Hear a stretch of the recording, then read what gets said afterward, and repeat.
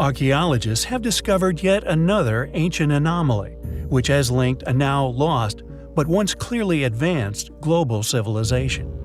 Pertaining to a wall relief in Peru belonging to the oldest civilization in the Americas. The wall, although dated to approximately 3,800 years ago, depicts what many now believe is an illustrated narrative of the difficulties they experienced prior to a cataclysm caused by an ancient climate change. 1 meter high and 2.8 meters long, the wall relief was discovered in the seaside archaeological site of Vichama, 110 kilometers north of Peru's capital, Lima. The Vichama site is part of the recently discovered, yet now lost, Corral civilization, also known as Norte Chico. Dated at over 5,000 years ago, this dating alone makes it the oldest civilization known to have dwelled within the Americas, now claimed as purely coincidental. This civilization flourished around the same time as that of the thriving civilization of Mesopotamia, ancient Egypt, and also Chinese civilizations. The Corral civilization was located in the Supi Valley, along the north-central coast of Peru. Made of adobe, a clay-like material, the wall seemingly documents climate change, one which could not have been contributed to by human activities. Archaeologist Ruth Shandy, who oversaw the excavations at the site, hypothesized that the serpents within represented a water deity that irrigated the earth and made seeds grow. She believes the relief was likely done towards the end of a drought and famine, that the Corral civilization, among others we have covered in the past, once experienced with other reliefs displaying emaciated humans.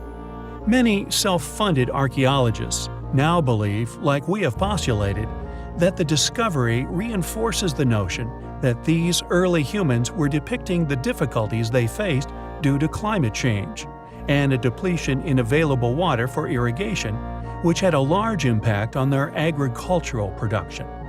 The excavation has, to date, unearthed the ruins of 22 buildings in a 25 square hectare space. It would appear that, just like that of the site of Tikal and the now lost plaque which once depicted the dramatic scene of a cataclysm, a great flood, along with erupting volcanoes, with a boat seemingly attempting to escape this event, surrounded by many of the population drowning, a corroborating artifact fortunately photographed before its mysterious disappearance. Was there indeed a great flood? One which seemingly followed a great famine? It would seem the evidence for such an event is mounting, thanks to not only the evidential sediments which once drenched many of the still unexplained ancient sites of the world, but also by its depiction by those who lived through it. It is, indeed, a highly compelling mystery. Here at Mystery History, we cover the unexplained areas of antiquity, either ignored, avoided, dismissed, or simply given an incomplete or often illogical historical lifeline of existence by mainstream academia, particularly those which we have covered of significant size, quarried from many miles away, now often immovable, and once transported and either erected or placed atop one another seemingly effortlessly. We were, in a past series of investigations, looking into an interesting quarry within the Bazda cave system on the edge of Turkey, a place with particularly good granite and a proven source of stone for numerous megalithic sites many miles around. Later proven by us via the preserved linkages in tool marks to have been used by more than one group, as if they had coalesced at this particular site. Yet, as mentioned, we have long argued that not just one advanced civilization, capable of moving and cutting these incredibly monumental megalithic stones, have been and gone, and we feel we have and continue to provide sufficient proof of these claims. The Colossi of Memnon, said to have once sang at sunrise, are both made of stones thousands of tons in weight, yet are eroding to dust along with countless others, yet clearly once precisely cut, just like all the other stone ruins we cover worldwide. Yet, sites like Petra and the polygonal casing stones found in some most curious of places, such as the pyramids of Egypt, preserving stones in a similar condition to the colossi. Certain stone monuments of gigantic size, found and stored in near-perfect condition, are found in these same areas, as if somehow spared catastrophe. Does this prove a sudden great flood? They regardless, we claim, prove several cycles of activity at stone-cutting creation. Were some monuments submerged and therefore preserved under the sediments, like those secretly removed from the pyramids and Sphinx during initial investigations? Were they attacked by a geological event? The perfect preservation of some of these statues must eliminate sandware as a possibility. The pursuit to the answers to these questions become closer, and we feel highly compelling. Rued Island holds an astonishing ancient secret. Located within the Mediterranean, it is the only inhabited island within Syria, and we believe was once an awe-inspiring fortress. Having once been protected on all sides, although very little of the wall remains, what is still in existence demonstrates an incredible past civilization's prowess.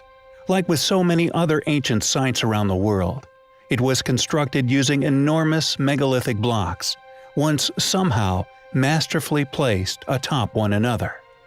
It is unknown whether this wall was created from fear of the seas or possible invaders, but this gigantic wall once enclosed the island completely. Known to the Greeks as Arados, it was renamed Ruad or Aruad by the Templars during the Crusades. How did this ancient civilization complete such structures? There have been numerous individuals of late attempting to explain away many of these enormous megalithic walls and buildings, such as the temples within Baalbek, as mere Roman architecture. However, just like the academics they parrot, they conveniently have no logical idea as to how this was done. Relying solely on modern drawings of these events rather than any form of demonstration. As we have mentioned on many occasions, it would be a logical strategy to not only adopt such awe-inspiring works of architecture as their own, but also to steal techniques these civilizations would have been capable of and claim them as their invention, such as Roman roads, Roman columns, etc. There are many buildings on our Earth that are, we agree, undoubtedly 2,000 years old. Not only are their constructions documented at length, but their condition also reflects this age.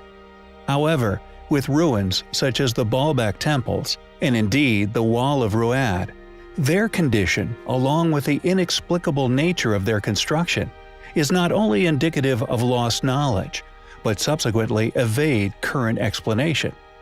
This reality persists no matter how hard some try to explain them away as more modern achievements.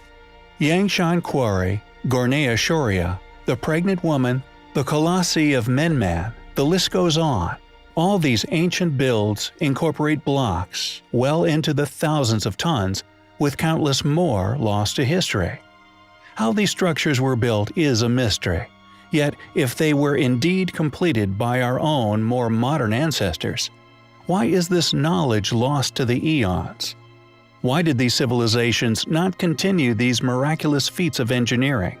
Why were these supposed capable civilizations not building impenetrable fortresses to protect their flourishing civilizations from possible invaders using these same techniques? We will continue to argue, and we feel with good reason, that academia, along with many other suspicious individuals, are selling you a fallacy, not only to appear all-knowing, but also to conceal that which they do not understand. Who built the Wall of Ruad, or indeed the many other sites we so often cover? The history of the Earth is yet to be fully unraveled. It is a tale some find highly challenging.